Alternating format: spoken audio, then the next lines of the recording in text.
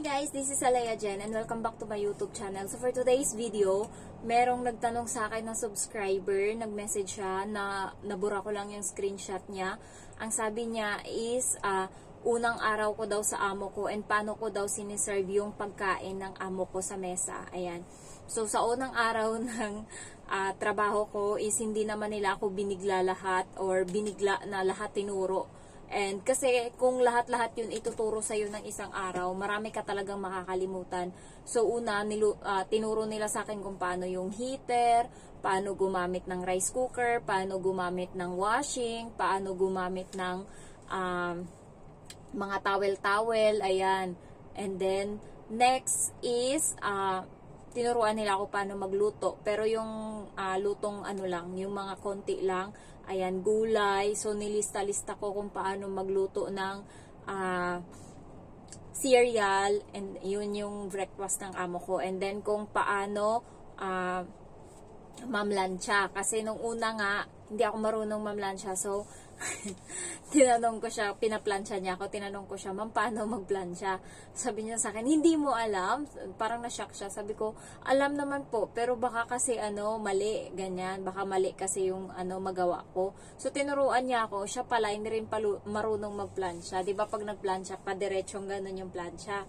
Ginagawa niya is, tinuro niya sa akin, ganun daw, ganun. So, ngayon, nakikita niya ako mamlansya, hindi yung tinuro niya yung ginagawa ko, yung plansya ko talaga, diretsong ganun. So, nakikita niya ako ngayon, yung tinuturo niyang pag ganun, hindi ko ginawa yun, kasi hindi naman kasi yun yung plansya. And then, yun nga, sabi niya sa akin, i-full ko daw, 3 yan, diba? Yung sa plansya, hanggang 1, 2, 3 yung level niya. So, 2.5 ko daw, nung yung ginawa kong 2.5, nasunog niya yung iron board. Kasi sabi ng TESDA, hindi kasi ako talaga marunong mamlansya. Natutunan ko lang yan sa TESDA, and then sinabihan ko yung kuya ko sa bahay na ako muna magplansya ng damit mo ngayon kasi nga mag-a-abroad ako. Hindi pa ako marunong, hindi ko naman nasunog yung damit ng kuya ko. Pinabayaan niya ako. Mas magaling pa yung kuya ko mamlansya sa akin. So, yun nga, 2.5, tapos tinuro kasi ng TESDA na bago mo siya ilagay doon, iplansya doon sa damit, i-ano mo daw muna siya, idaan mo muna siya sa iron board para in case yung iron board mo na yung mabutas or masunog bago yung damit, para kasi pag diniretso mo, sunog talaga agad yung damit niyan kung hindi siya angkop sa init na dapat doon sa tela ng damit. Ayan, so ang buti na lang ginawa ko, ginanon ko muna sa iron board, and then ayun nga, kinain na nga nung plansya yung ng iron board. Tapos na siya kakong ganun, sabi ko, tinanong ko siya, kasi nandyan din yung siya nagturo sa akin na 2.5. So tinanong ko siya, ngayon to nangyari ma'am, ngayon to nabutas? Baka kasi nung nakaraan pa nabutas, ganyan. So tinanong ko siya, sabi niya, oo. Hindi rin naman niya ako mapagalitan kasi siya yung nagturo sa akin. Buti nga doon ko muna nilagay bago sa damit niya. Di sana yung damit niya yung nasunog. So hindi rin pala marunong yung amo ko mamlansya. Kasi nga, kaya pala, yung mga uniform ng amo kong lalaki, kasi bago ako dumating, 5 months silang walang katulong, nakasampay doon sa may upuan. 'Di ba silya yan, upuan nila sa kainan. So, merong 4 na upuan sa dining, sa bata, sa kanya, tapos sa amo ko lalaki. So, may isa dito na bakante. Nandun lahat nakasampay yung mga uniform ng amo ko, pantalon tsaka damit.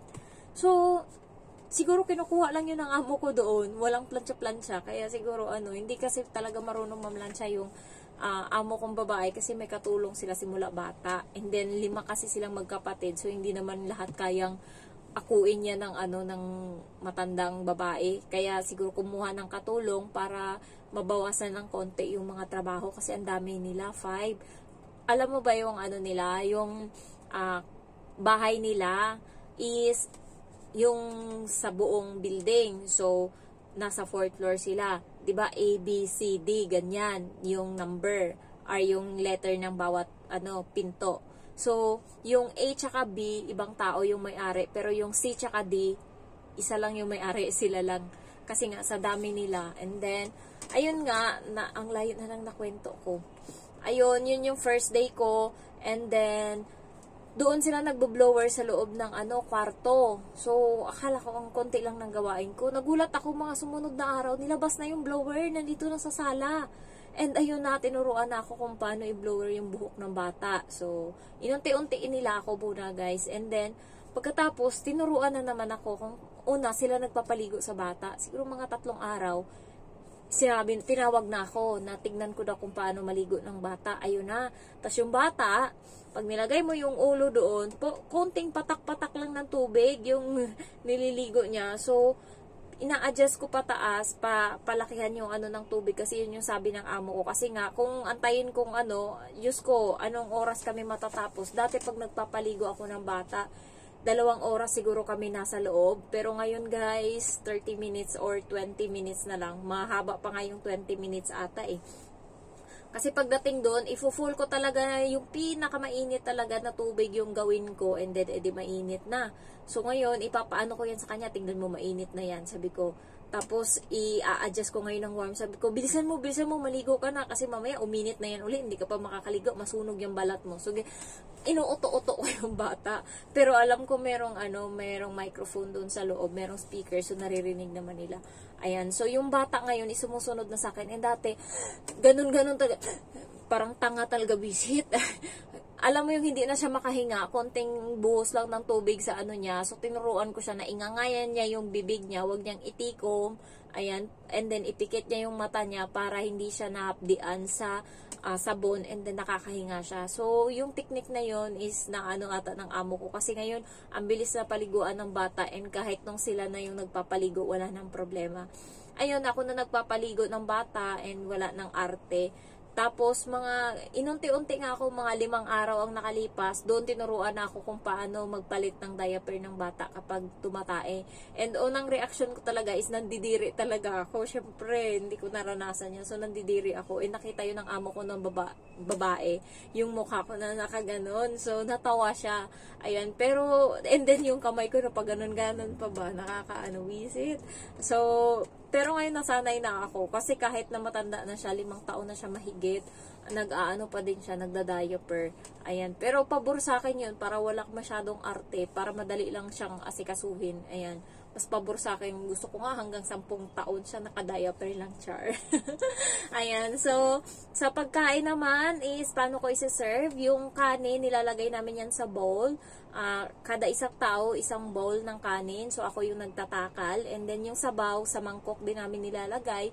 And wala yung kasamang mga gulay-gulay. Sabaw lang talaga yung nakalagay doon. Ayan. And then, sa ulam naman is nakalagay siya sa malaking lagayan. Parang katulad din sa Pinas na nilalagay sa lagayan and kuha-kuha lang.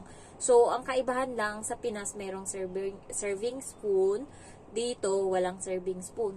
Tusok-tusok sila. Kaya hindi ako kumakain ng pagkain nila. Kasi nilaway-lawayan na nila yan. Buti pa magsardinas na lang ako.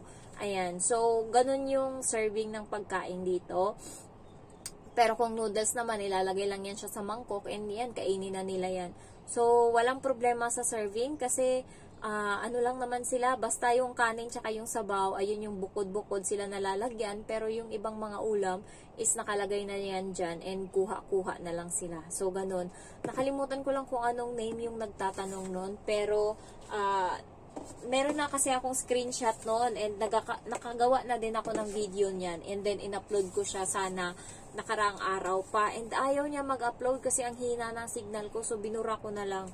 Kaya ilang araw din akong walang upload dahil natenga kasi umaasa akong ma-upload ko siya and then hindi ko siya na-upload. So ayun lang, and ngayon meron ako ditong tatlong video na natira, so hindi to aabot hanggang Friday.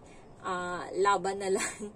Ayan, so nape-pressure din ako minsan na mag-vlog and naano ko na din na wala na akong may content, kaya kung may tanong kayo, just comment down below and then sasagutin ko. And then, if you're new to my channel, don't forget to like, to comment, and then to subscribe. Thank you so much for watching. Bye-bye!